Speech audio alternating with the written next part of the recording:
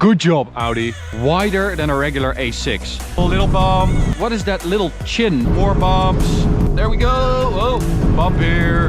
Air suspension, bump there. That's pretty crazy. What's up, ladies and gentlemen, and welcome to this POV review by AUTOBAHN. My name is Max, and today, well, we've got a car I guess a lot of you have been waiting for a long time. It is the all-new Audi RS6 C8. And, well, it is truly one of the most anticipated cars of this year, and rightly so, because the RS6 is the ultimate daily driver performance car. So they have some big shoes to fill at Audi RS, because the C7, the previous RS6, is a bit of a legend. Super popular car, has sold a lot, I think. So yeah, big shoes to fill. Today I'm going to show you around this car, show you the spec we've got it in, then we'll take it for a drive towards the Autobahn for an Autobahn blast, because that's what this car is made for. But before we begin, don't forget to subscribe and hit the notification bell if you want to receive updates when we upload a new video, so you won't miss any of these RS6 videos. Okay, I want to start by saying thank you to Exotic Rent NL. They have very kindly given us this car on a Saturday. It's the 21st of December, so it's almost Christmas. So thank you for this early Christmas present. Go check them out on Instagram, Exotic Rent NL. You can rent this car with them, and they have an Audi R8. The VW Golf TCR we drove also came from them, so go give them a follow. It's actually starting to rain, so I have to be a little bit quick. We're going to start with the most important stuff, and if it's okay weather-wise, I'll do another lap. So, most importantly, this front end. This is, well, good job, Audi. Good job. It looks so aggressive. It is so mean, and there are a couple of reasons for that. Number one being those headlights. These are the headlights from an RS7. They're not the headlights from an A6, which means that they are a lot more aggressive. They're a little bit more angry. Another reason for that aggressive front end is this bonnet. As you can see, it goes down slightly. That is because this front bumper is actually 5 centimeters further to the front than in a regular A6, and that's because they had to fit that V8 in here. It's also for pedestrian safety, but because that bonnet slopes down so aggressively and you have that air intake right there, it's just so aggressive, because that massive grille is a lot lower than in a regular A6. So compared to an A6, only the roof, the front doors and the tailgate are the same. The rest is new. That's pretty crazy. We've got the optional 22-inch wheels, and we have Audi ceramic brakes, carbon ceramic brakes. These are actually the brakes that were developed for the Audi RSQ8, so they function really well on this car. This car weighs 2 tons, so I would recommend getting these carbon ceramic brakes, especially because this car also has the Dynamic Package Plus, which means that the top speed is 305. If you go for the Dynamic Package, you get 280 km/h top speed, and as standard 250. At the rear we've got, well, no, I'm skipping 2 very important parts. Okay, so this is a thing that Audi has done right, that BMW has done wrong. That's this and this. So track is wider at the front and at the rear, 4 centimeters per corner, so 8 centimeters in total. It is wider than a regular A6, and that means that you've got these wide arches to fit those wheels in front and back. You can see that this actually goes into the door, that wide hip. Very good job. I think the new BMW M5 doesn't look aggressive enough. It doesn't look muscular enough, and this does. I mean, looks so cool. Another cool thing is that this car has the black diffuser trim.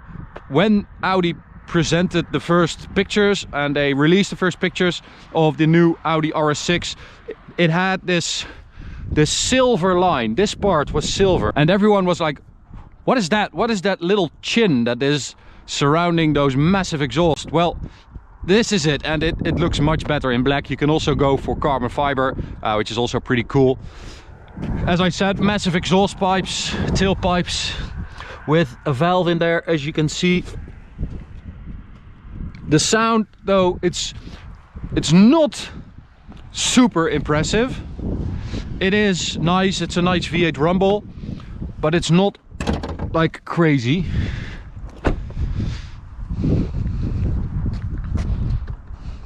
The sound that is from this 4-liter V8 bi-turbo, higher boost pressure than before, and it now delivers 600 horsepower and 800 Newton meters, which is a lot.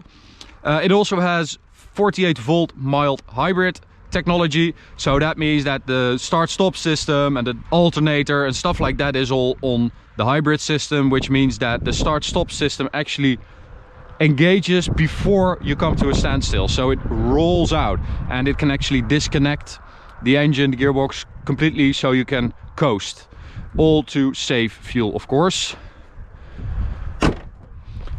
Now you guys can rate the exterior of this. I'll start at the best part. Yeah, you guys can rate the exterior in the top right corner from 1 to 5. Let us know what you think, and you can use the comment section to tell us why you have voted the way you have voted. Okay, so the rain is actually picking up a little bit. Let's get in. So let's close the door because it is really raining now. So the interior, what is different compared to a regular A6? Well, of course, we've got the RS seats, which are pretty good, I would say, nice and comfy.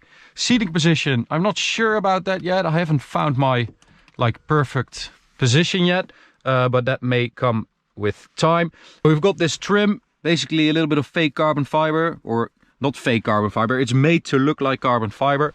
Dark gray trim with piano black, a lot of aluminium, and Alcantara on the gear lever and the steering wheel. This steering wheel is actually really nice.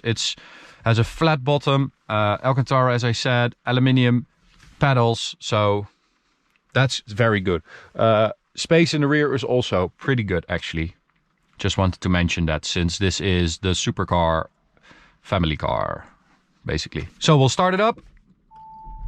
Before we take off, I just want to let you know, this is one of our latest watches. It's called the Lausanne, and it actually has an automatic movement.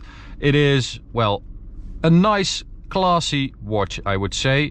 It has an ETA movement, so it is good quality. It's Swiss made, limited to 30 pieces, and every piece is numbered individually. So if you're interested in this gorgeous watch, go check it out in our store in the top right corner. So a few cute things we've got in here in the infotainment that's different than a regular A6. We've got, of course, the drive select, but we now have an RS mode. So we've got RS1 and RS2. I guess they took a good look at the new M5. So you can configure this drive system like efficient, balanced, dynamic. Suspension, steering, engine sound, and the quattro with sport differential, because we actually have the sport differential. It is at the rear. It also has a torsion differential in the center, and that means that it can send up to 85% to the rear and up to 75% to the front. As standard, it's a 40-60 split front rear, but that sport differential also means that you get torque vectoring, and in most cases a torque vectoring differential breaks the inner wheel, which means that your turn-in is better and you have less understeer. But with this differential, it actually overspeeds the outer wheel, meaning you're pushed inside towards the apex of the corner, which is pretty cool. And so this is all configurable. You can also go for RS2, and for some reason in this setting you can turn the ESC in sport mode. I don't know why you can't do that in RS1. And we also have an RS monitor. So I don't know why that's not working. Was working before. So you've got a tire pressure monitor, and this I think is pretty cool. We've got temperatures, so engine oil, coolant, sport differential, gear oil, and brake discs, and you have these colors, and you can see that the engine is warm, coolant is warm, the brakes are a little bit cold, the differential is warm, and we have a G meter. But this is pretty cool, right? Those temperatures, I really like that. We've also got some new dials, so this is pretty standard, but when we go to RS mode, We'll go to RS2. You can hear the exhaust valve opening. We've got this weird, I hope you guys can see that, this weird rev counter that goes up and then to the right. I've got the same one in my head-up display. I hope you guys can see that. Don't know how. Like that. Which, for the head-up display, this is a really good rev counter because it is very clear where the red line is. But for this one, I would have preferred just a regular one, a round one, I think. Because now I have both have the same thing, so I don't know. Would have been cooler if that would have been round. I'll get this one going for you guys so you can see the rev counter actually moving. And here we go. So we've got an 8-speed automatic gearbox, which works well. And since we are in RS mode, you can actually hear that exhaust rumbling away a little bit. It's been a long time since I've driven a stock RS6 C7 with a stock exhaust, so I don't really remember how that sounded, but for a stock car I think this sounds pretty good. And of course all the exhaust manufacturers are all bringing out their exhaust, like a Krapovich and Miltech, whatever. You have enough choice to make the sound a little bit more exciting. So launch control, just put it in RS2, gearbox in sport, foot on the brake, full throttle, launch control activated. Oh, a little bit of wheel spin, there we go. Oh, and that was 0 to 100. So Audi says it will do 3.6 seconds from 0 to 100. I actually managed to do a 3.47 like an hour ago, and it was damp. So that is insane. Insane. This car weighs more than 2,000 kilos and it will do 3.47 seconds to 100 on a damp road. I mean, respect. Top speed, as I said, we've got that Dynamic Plus, so 305 kilometers an hour limited. Now,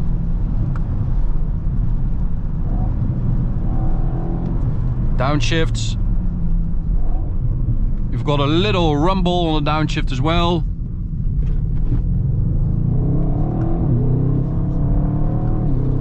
Gearbox is very quick. I actually don't miss the S-tronic or anything like that, you know. This is perfectly fine and it's really comfortable, and that is of course one of the most important things about the RS6. I mean, it all doesn't matter if it's not the best all-rounder. They can do whatever they want with the new RS6, but it has to be able to quiet down and cover a lot of distance.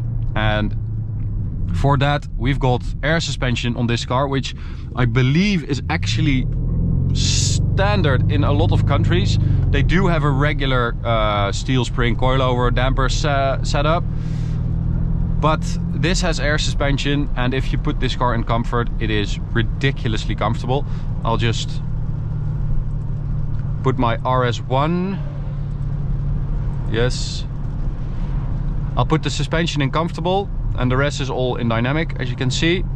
So that's my Autobahn setting from now on. I'll go to RS. I already was in RS1. RS2, no, RS1. This is it. So we've got the air suspension, which is super comfortable. But there's also a new suspension they are introducing on the RS6, which is called DRC, and it is a more conventional damper setup, but all corners are linked with hydraulic fluid, and that means that they can actually prop up the outer wheels suspension to make it go through a corner flat, which is really smart. I think we saw a similar system on the new A8. So here we go. As you can see, it is a little bit wet.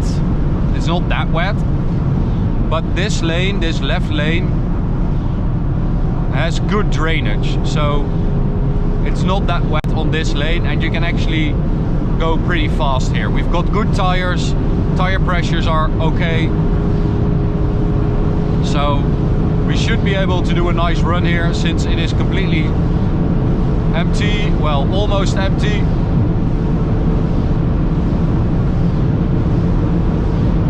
So that suspension is seriously comfortable.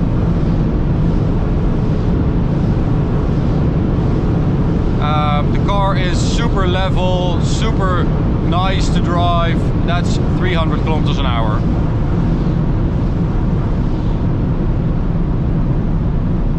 I mean, how easy is that? The car really doesn't break a sweat. This is what it likes to do. And also what I like to do, as you probably know by now. Yeah, man, it is a very impressive car, but there's just something missing, and it's a little bit of excitement. It's connection with the car. Yes, it is super comfortable, little bump. I mean, the car will just solve everything for you. More bumps, bump here, air suspension, bump there, 285. But you don't really feel connected to the car, and that's a shame, because the car will go into a corner at like crazy speeds, and it will stay flat, and it will turn in, and they've done an incredible job setting it up, because it handles really good. It's just that you don't feel the fact that it handles really good, and the sound is a bit it's okay, but I would definitely go for an exhaust. It's just not that exciting, and I mean, it's all relative, of course, if you compare it to this, whatever this is in front of me. Of course, then it's exciting, but comparing it to an E63S wagon or a BMW M5, both those cars have more of an edge, more drama. This is very dramaless, and I'm guessing that they've done that on purpose. And I know this doesn't really match with what I said at the beginning, that this is a daily driver supercar, because that means that this is all very good, and it is, but it could have been a little bit more exciting. It's an incredibly well built car. It's very, very good. It's just not that exciting.